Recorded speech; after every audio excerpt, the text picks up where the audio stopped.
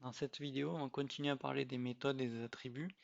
Et pour parler du mot-clé statique, le mot-clé statique qu'on a déjà vu en réalité sur le main, ça permet de faire des méthodes et des attributs qui sont des attributs et des méthodes de classe et pas d'objets.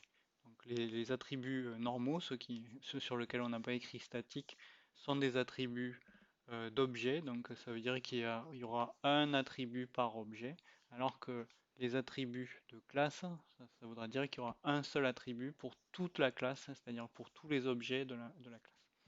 Donc on avait vu déjà la méthode statique, qui est donc une méthode de classe. Donc ça veut dire qu'une méthode de classe, en fait, c'est un peu comme une fonction, hein.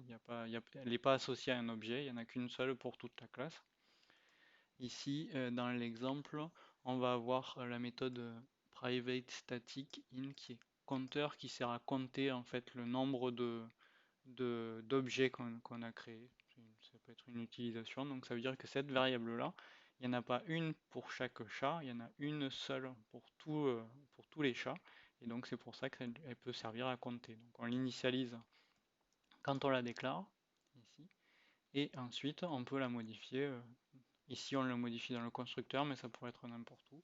Et on a une méthode statique qui permettra de récupérer sa valeur.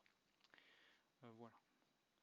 Je vais juste montrer, donc le reste de la classe est identique, hein, et je vais montrer l'utilisation. Donc pour appeler des méthodes statiques, il faut les préfixer par le nom de la classe. Donc ici c'est le nom de la classe et pas le nom d'un objet. Donc ici c'est une méthode qui n'est pas statique, hein, et donc on doit écrire devant le nom d'une variable correspondant à un objet. Ici c'est la classe, chat étant la classe. Donc on va le faire tourner.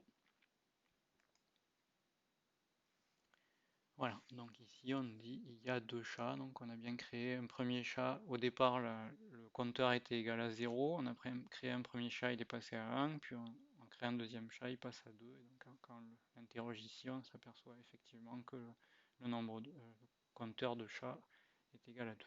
Voilà, rien de plus là-dessus.